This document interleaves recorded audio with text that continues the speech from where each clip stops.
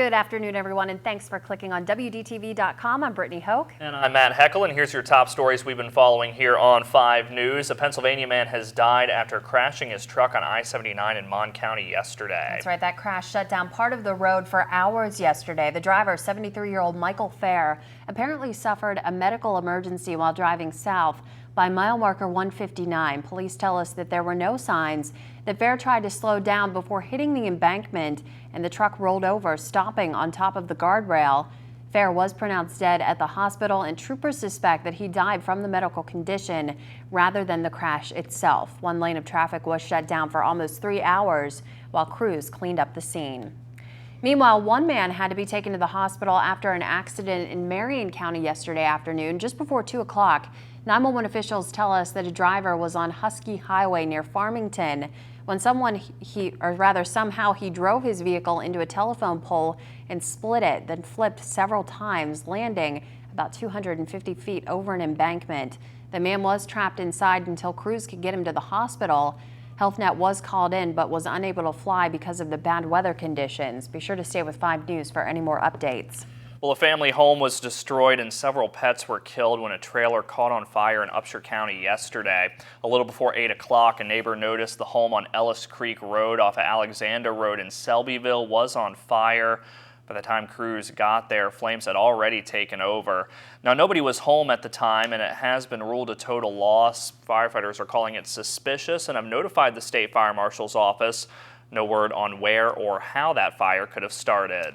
Meanwhile, investigators are still working to figure out what caused a fire at an abandoned home in Mon County early yesterday morning. That fire happened at around 2:30 at a home on the Mason-Dixon Highway. When firefighters got there, the home was covered in flames.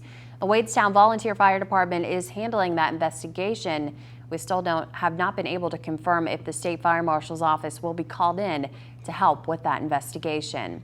But crews have determined that a fire at a home in Pricetown last week was arson. Investigators with the state fire marshal's office said that the fire at a home on Route 33 in Pricetown was intentionally set. The problem, though, is they don't yet know who did it.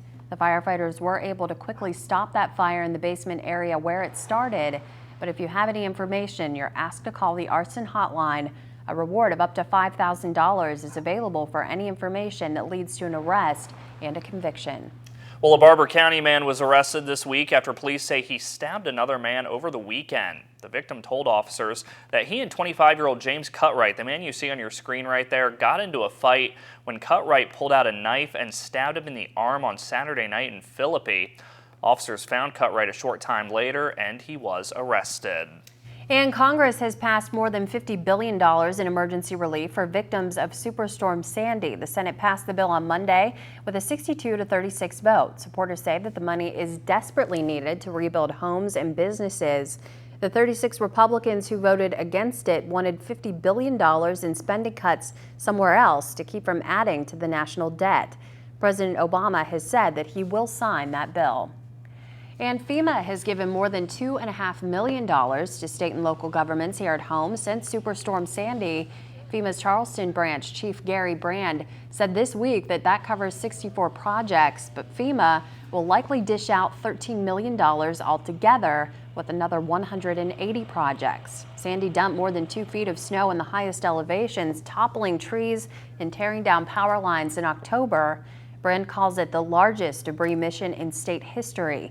18 counties were eligible for federal assistance to repair or replace public property like buildings, roads, bridges, and parks. Individual assistance, though, was not approved. All right, before we leave you, let's see what our newsroom's working on for tonight. First up, we're going to have local reaction to Morgantown city manager leaving the state. That's right, plus children living in poverty, what our state leaders are doing to address the issue. And Chief Meteorologist Ken Meehan will let you know when you can expect cooler temperatures to kick back in. That's tonight on First at 5 and 5 News at 6. Gonna miss those warmer temperatures. Absolutely. That's what's making news today. Of course, we will be back with those stories and more tonight on First at 5 and 5 News at 6, so be sure to tune in for that. That's right. Until then, have a great day, everybody.